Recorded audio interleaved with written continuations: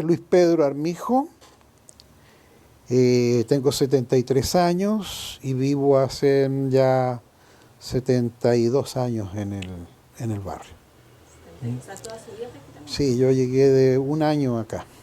¿Cómo fue esa llegada con su familia? ¿Me puede contar un poquito? Bueno, la llegada de mi familia, mi padre era una persona que trabajaba como matricero en una fábrica, él era metalúrgico, llegó arrendando una casa acá en el barrio y recién casado y con un hijo de un año, que era yo. Mi padre subarrendaba a su vez parte de la casa y yo recuerdo de que a medida que pasaron unos par de años, qué sé yo, mi padre dejó de trabajar en forma dependiente y se independizó. Y empezó a tener, digamos, un taller en esa misma casa que él arrendaba y subarrendaba. Llegado un momento, él dejó de subarrendar y se agrandó con el taller y formó una pequeña fábrica donde él hacía las primeras máquinas de afeitar que se hacían en Chile. Y como él tenía conocimientos de metalurgia, fue, digamos, aumentando sus productos y formó una mediana empresa que, digamos, abarcó, digamos, varias casas de los alrededores y formó un galpón donde funcionó una fábrica hasta mediados de los años 2000.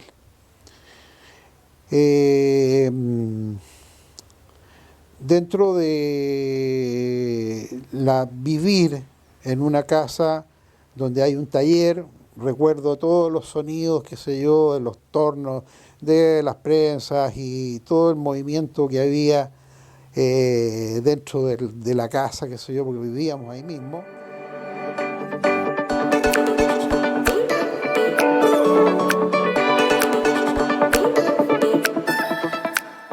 Dentro de donde estaba, digamos, ubicada esa casa, había una calle que no tenía salida y nosotros estábamos al fondo. Entonces yo tenía la visión desde mi ventana de todo lo que pasaba en la cuadra. Entonces veía, qué sé yo, que los señores con sombrero, qué sé yo, veía mis amigos que salían a jugar y yo salía a jugar con ellos, jugábamos a la pelota todo el día, en fin, recuerdos muy bonitos de la niñez y sobre todo de la niñez. De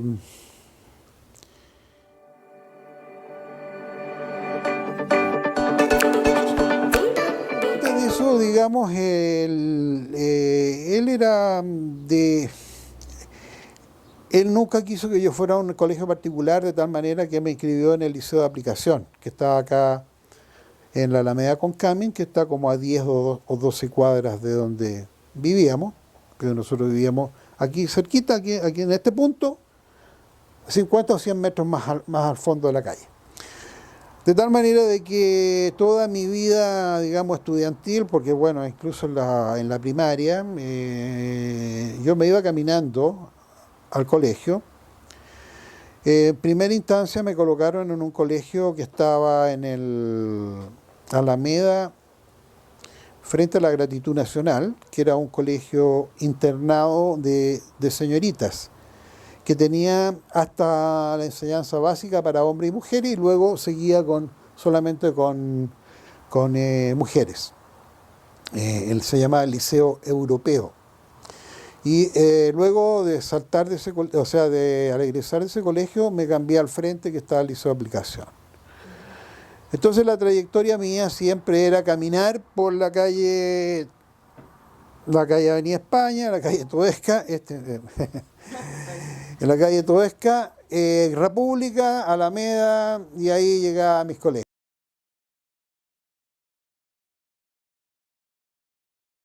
Ellos compraron una casa que está aquí al frente y se vinieron a vivir ahí hasta que murieron. Eh, Luego que yo egresé de la universidad me puse a trabajar con ellos y en un momento dado me vine a vivir acá porque para estar cerca de ellos y para estar cerca de la fábrica. Así que toda la vida metido acá en el barrio y en los alrededores, qué sé yo, eh, he visto cómo cambió el barrio ya, porque de ser casa de clase media, con familias constituidas, bien constituidas, o sea, papá, mamá, hijo, se transformó después en una cosa que, digamos, ya incluso muchas casas se transformaron en oficinas, se fue, la gente arrendaba acá y a medida que empezó la construcción, el auge de la construcción, fue emigrando. Entonces esas familias empezaron a emigrar y aquí empezaron a llegar arrendatarios y gente que estaba poco tiempo y después se iban, mucha rotación. eh, y bueno, finalmente la vida de barrio ya cambió. Ya cambió. Yo dejé de tener amigos en el barrio porque todos se me fueron. eh, pero ya fue otra cosa.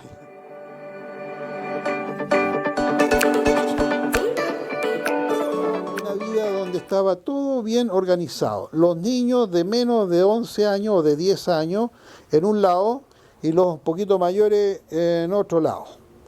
Y todos los chicos tratábamos, o los más pequeñitos trataban de integrarse a los de 10 años y los que eran de 10 años tratábamos de integrarnos a los más grandes. ¿Ya? Pero todos convivíamos, ¿ya? Porque todos, todas las tardes salían a la calle y empezaban las conversaciones, qué sé yo, el grupo entre chicos y chicas, y los más pequeños metidos entre medio, qué sé yo, y cuando había una fiesta en alguna parte, en realidad se metía todo el barrio en la casa prácticamente, y bueno, los más chicos veíamos bailar a los grandes, veíamos cómo se compartía. eh, Era una cosa muy bonita, sí. Yo recuerdo con mucho, digamos, hasta cierto punto nostalgia, los juegos infantiles, las pichangas en la calle, los juegos de saltar la cuerda hasta altas horas de la noche. En esa época no había smog, entonces uno con las luminarias, con las pocas luces que habían, uno podía jugar a las cartas en la noche y se veían perfectamente. No había smog, entonces. Y la gente era muy sana, no sé, había, digamos, una convivencia, todo el mundo sabía en qué trabajar, papá de él, el otro, allá, acá, acá. Entonces había una participación, había un padre que trabajaba en una línea aérea y que siempre traía cosas importadas cuando viajaba. Entonces nosotros sabíamos que llegaba y nos metíamos toda la casa a ver las cosas importadas que traía, los juguetes nuevos y todo ese tipo de cosas. Porque la verdad las cosas es que no sabíamos la vida de todo el mundo.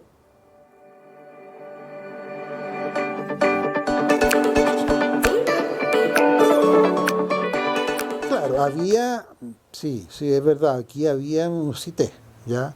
Y en esos cité vivía gente bastante humilde, ¿ya? Pero entre los más pequeños participábamos todos en los mismos juegos, ¿ya?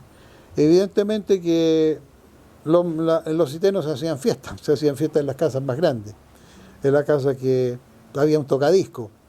Pero los chicos, los más niños, todos ingresaban, digamos, y participaban, aunque sea mirando desde la ventana para adentro. Eh, ya, por ejemplo, en el caso de las mujeres, ¿cómo veía usted qué hacían las niñas ya cuando era más joven? ¿Cómo podía caracterizar un poco, no sé si habían actividades como más de hombres, mujeres, o se juntaban todos Se a hacer cosas? juntaban todos, sí, es lo que más me llamaba la atención, se juntaban todos.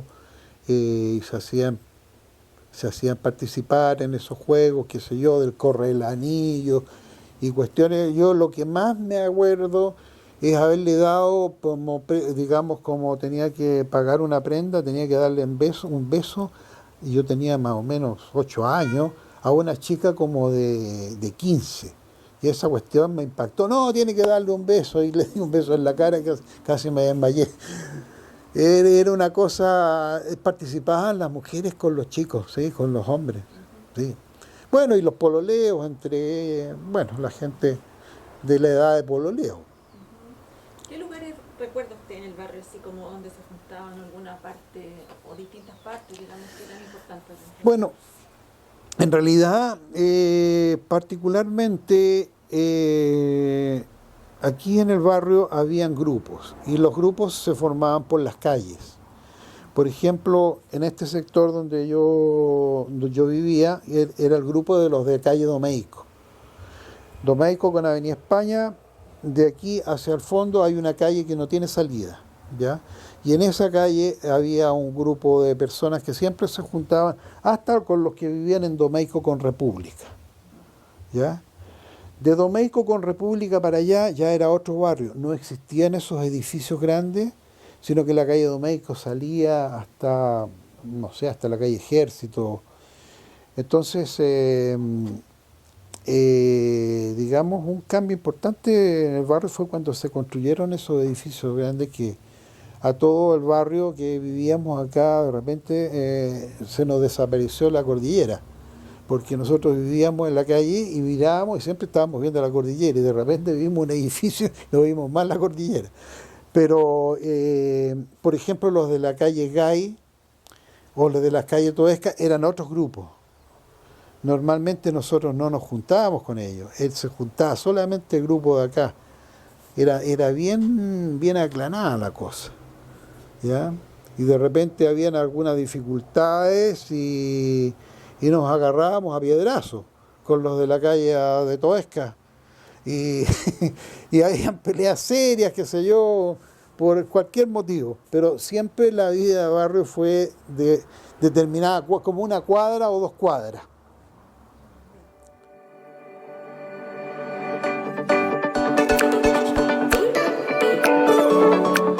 Las comunicaciones eran tan malas que la verdad las cosas que para venir a jugar al Club Hípico había que meterse al Club Hípico, ¿ya? Y en el Club Hípico los días domingos eran las carreras, se juntaban 50.000 personas, ¿ya? Porque no habían sucursales. Entonces todo el mundo llegaba al Club Hípico. Y resulta que a la salida era un caos total. 50.000 personas saliendo por esta puerta y por la puerta de Molina. Entonces acá circulaban los carros, ¿ya? Y los carros, que eran los tranvías, no dejaban a nadie. O sea, el carro se subía hasta arriba del techo de la gente para poder irse para la casa. Y la gente, digamos, con más necesidad, como mis amigos, qué sé yo, que vivían en los CIT, se dedicaban a conseguir un taxi para la gente que, claro, había ganado, ya se quería ir en taxi a la casa. Entonces ellos recorrían todo el sector buscando un taxi y llegaban con el taxi a donde la persona que había ganado la plata se iba en taxi para la... Y después con esas monedas, qué sé yo, ahí nos compraban golosinas para todos. Y bueno, la persona más acomodada de acá del barrio era un señor que tenía una sucursal de apuestas clandestinas, que antiguamente le llamaban cartilleros. Entonces, él telefónicamente tenía un nexo que le iba dando los resultados de las carreras. Entonces la gente no iba, no, porque llegaba un momento en que el Club Hípico no podía ingresar nadie. Ya estaba totalmente lleno, era como el Estadio Nacional y cerraron las puertas. Entonces empezaban las apuestas clandestinas y este señor aceptaba apuestas. Y la gente llegaba a esa casa a hacer las apuestas del Club Hípico y dar los dividendos y todo. Y el tipo le iba, pero súper bien, pues era como el más rico del barrio. Y por supuesto, él tenía los últimos adelantos, tenía la mejor, qué sé yo, tocadiscos, tenía colecciones de discos Nosotros nos dedicábamos a, digamos, en un momento dado entrábamos a la casa y a disfrutar de esas comodidades que tenía y escuchábamos discos, porque antes de escuchar discos era una sesión, digamos, una reunión importante. Entonces recuerdo que, bueno, en algún momento dado a este señor, que era una cosa clandestina, eh, lo pillaron y se vino abajo la familia también. Se vino abajo la familia. Entonces, acá al frente donde nosotros vivíamos había, digamos, casi colindante con este palacete que hay aquí al frente, hay un conjunto habitacional de sólido, que era, digamos, era como un edificio, pero de estos edificios antiguos, pero sólidos. Y había un señor que vendía los diarios. ¿Cómo le llamaban a los que vendían diarios suplementeros? Se había sacado el gordo de la lotería y compró todo ese edificio. Y se dedicó a arrendarlo, porque primero, segundo, tercer piso, y él se acomodó, digamos, en una parte, la más grande, qué sé yo, con su familia. Y dentro de la gente que llegaba, aquí llegaban bastantes extranjeros, llegaban algunos italianos, qué sé yo. Y recuerdo que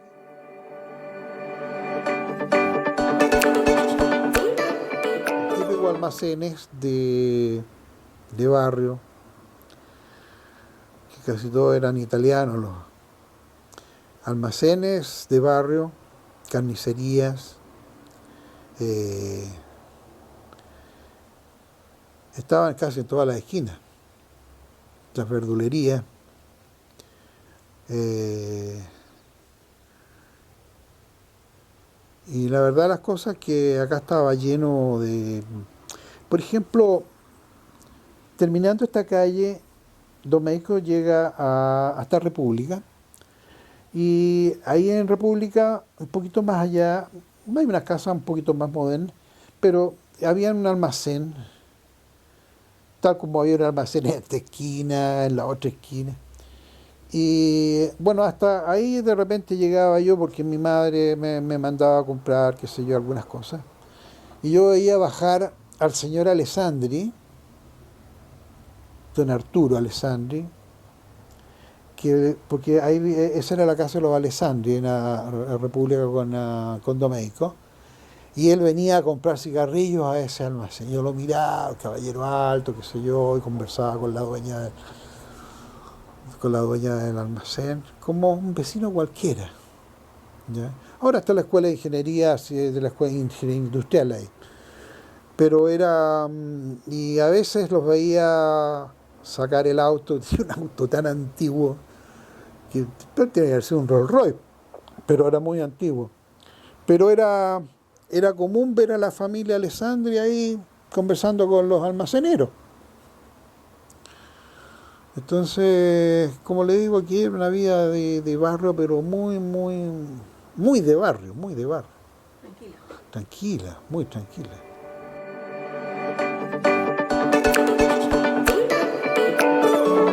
Bueno, la verdad, las cosas que yo vivía, veía, todos sabíamos que aquí en la mitad de Cuadre Toesca vivía una diputada, la señora Baltra parece que era, si no, vivía ahí, claro, y la señora Baltra vivía ahí. ¿Quién más era?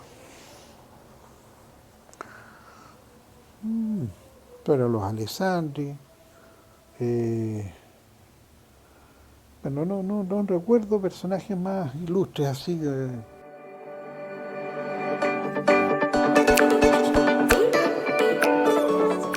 Los jinetes. Los jinetes, de repente, los jinetes que vivían en todo este sector, digamos. Muchos jinetes vivían, arrendaban también en esta casa el edificio del suplementero. eh, y gente que salía con fotos en el diario, nosotros los íbamos a felicitar, los cabros chicos, qué sé yo, nos juntábamos a felicitar porque había ganado 3 carreras, qué sé yo. Eh, y gente, a ver, destacado como futbolistas, no, pero En este minuto no O por recuerdo. ejemplo, no sé, de repente alguien que, no sé, porque, no sé, alguien que pasara vendiendo un afilador de cuchillo, vendiendo Ah, ese tipo de los personajes típicos, claro que venían. personajes típicos. Aquí habían, no, personajes muy típicos. De los afiladores de cuchillos, los que arreglaban los paraguas, porque yo oía tanto que había que arreglar los paraguas, porque el paraguas era un lujo, y cambiar las varillas. Nosotros, todos los niños, mirando cómo el tipo que arreglaba los paraguas soldaba un perfil con el otro, y después cosía, era. Nosotros todos fascinados mirándolo. Y el personaje que más queríamos es el que vendía sandía y melones, porque el último recorrido que hacía era esta cuadra y él se sentaba, había un árbol muy grande, se sentaba a descansar y quería compartir con nosotros la sandía. Entonces nos partía la sandía a todo el grupo de niños que habían ahí, unas 3 o 4 sandías, y nosotros comíamos sandías con él. Era fascinante eso. El panadero que venía a dejar el pan en una forá, y corría el tipo porque tenía que repartir el pan en todas las casas. Eh, bueno, aquí los personajes pasaban todos ofreciendo, el que compraba los fierros, el que compraba los huesos, yo no sé para quién querían los huesos, que compraba huesos, eh, eh, los basureros, en fin, ¿no? Todos esos personajes pasaban por este sector. Gente que hasta, bueno, en esa época todavía se pasaban vendiendo leche de burra. Y muchos vecinos le daban leche de burra a los niños porque decían que era lo mejor que había para todo matar a todos los gérmenes que tenían en el estómago. Y parece que era verdad, porque, eh, sí, esas cosas, ¿no?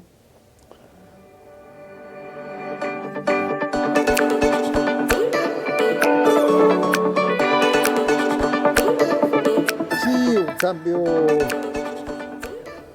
Bueno, de los primer cambios importantes se fueron las embajadas, ¿ya?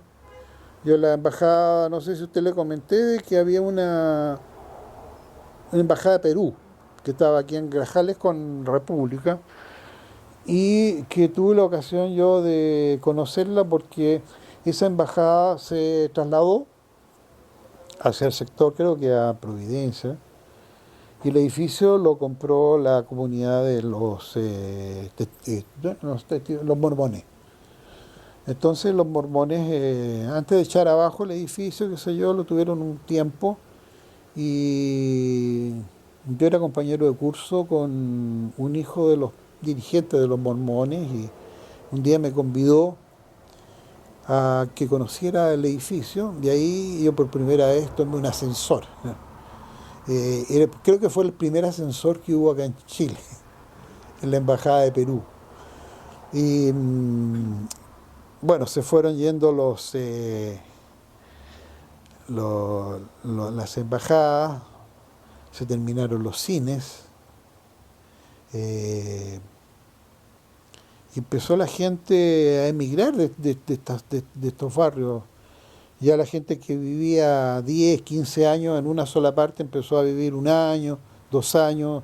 Entonces ya uno empezó ya no a conocer a la gente, ya no intimidó con ellos, sino que eh, pues ya empezaron a hacerse poblaciones, grandes construcciones, qué sé yo, en Las Rejas, en San Juan Antonio Río, y toda la gente de clase media, qué sé yo, que tenía algún trabajo fijo, empleado fiscal, ya empezó a dejar de arrendar y empezó a comprar sus casas y se fueron de acá. De tal manera que aquí empezó a llegar gente que estaba 1 año, 2 años y después se iba. Entonces ya se perdió el contacto de las amistades de infancia y se perdió la vida de barrio.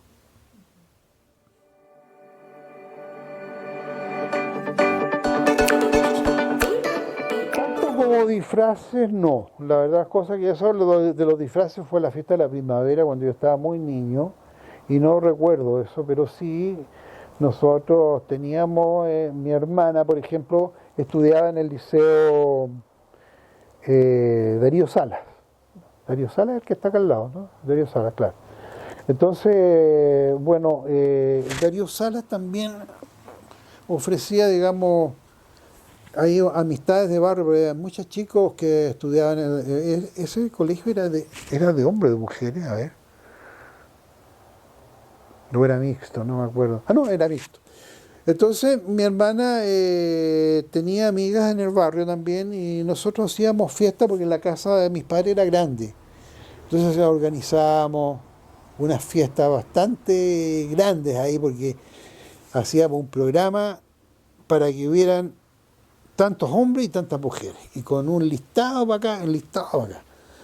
Y eso era bonito porque nos juntábamos, lo pasábamos muy bien en la época que empezaron los Beatles y todo ese cuento.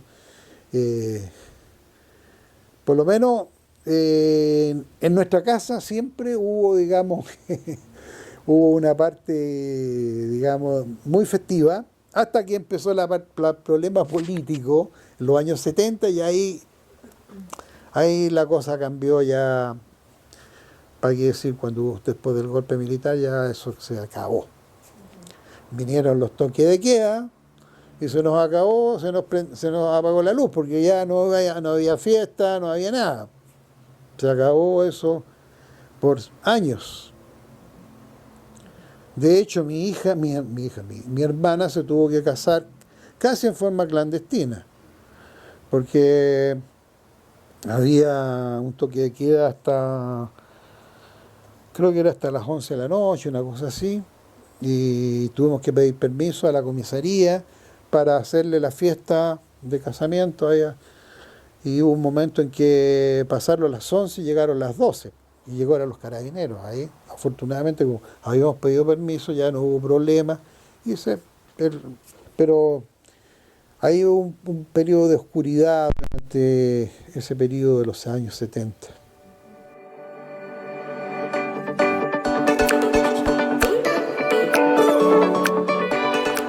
Bueno, cuando empezó el auge de la construcción acá, en este barrio, digamos, eh, empezaron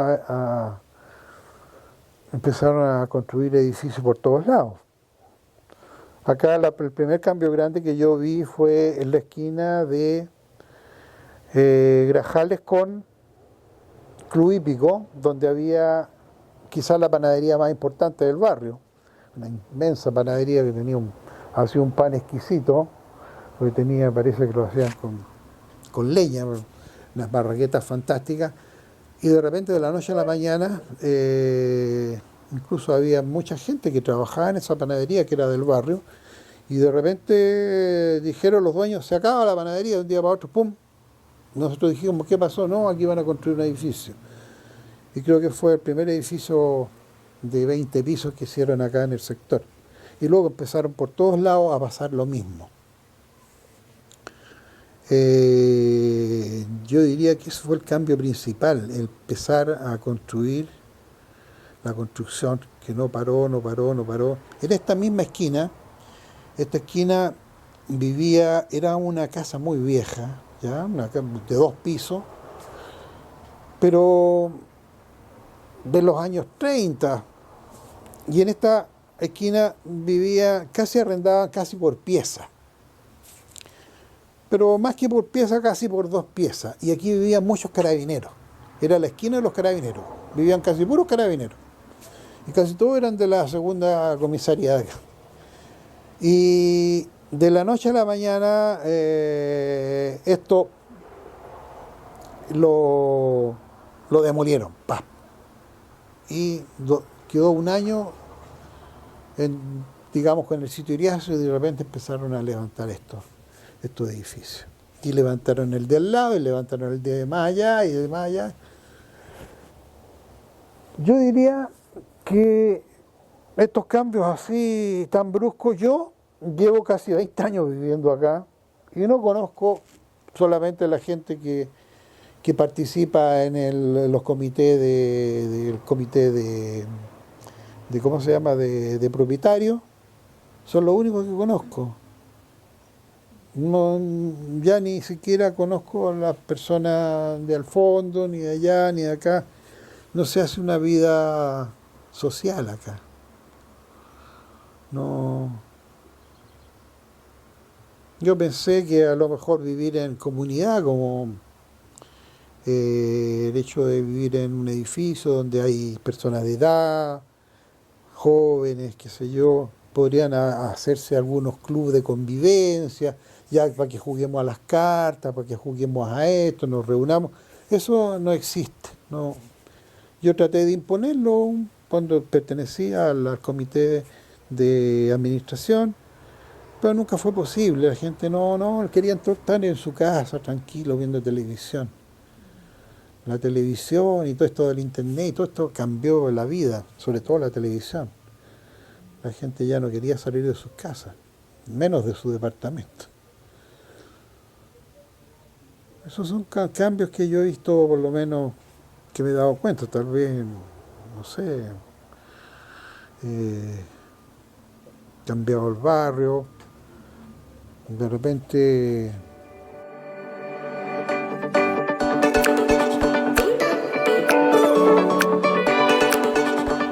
No, la llegada de las universidades afectó a la familia. ¿En qué sentido? Bueno, mis sobrinos, por ejemplo, ya empezaron a estudiar en la universidad acá, a las universidades particulares. Ya ellos lograron entrar sin mayor problema, porque era mucho más fácil también. Y les quedaba cerca. En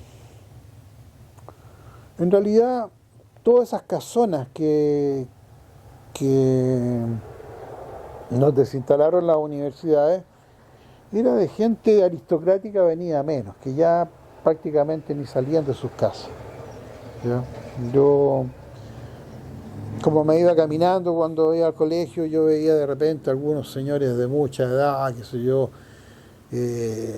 asomados ahí o caminando por la avenida, pero ya de la aristocracia quedaba muy poco, ya la gente se había ido y esas casas estaban prácticamente abandonadas, esas casonas grandes que después se transformaron en universidades.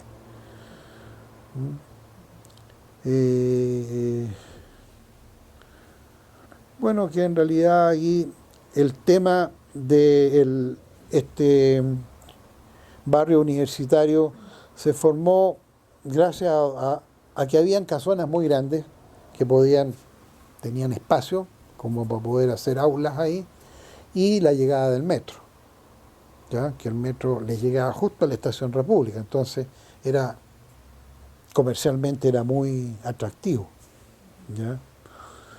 Entonces, por eso fue el auge de las universidades ahí. No, bueno, mayormente a mí no me afectó tanto, pero porque esto fue una avalancha de repente, que llegaron las universidades, qué sé yo. Esa calle República propiamente tal era un mundo silencioso, que nunca había gente. Yo siempre vi las casas como vacías, una cosa de silencio absoluto. No. Esa calle República empezó a ser famosa en la época del barrio, porque fue la primera calle donde sacaron los adoquines y la pavimentaron con una alfombra de, no sé si era alquitrán, no sé qué cosa era, pero era lisita, entonces todos venían a patinar en la calle República. Incluso venían de otros sectores, venían de otros barrios acá a patinar a la calle República, porque fue la primera calle que, bueno, en la calle República además nunca pasó el tranvía, los carros, entonces era una calle donde uno la conocía en el barrio por que iban a patinar los niños más grandes ahí, o por el Teatro República,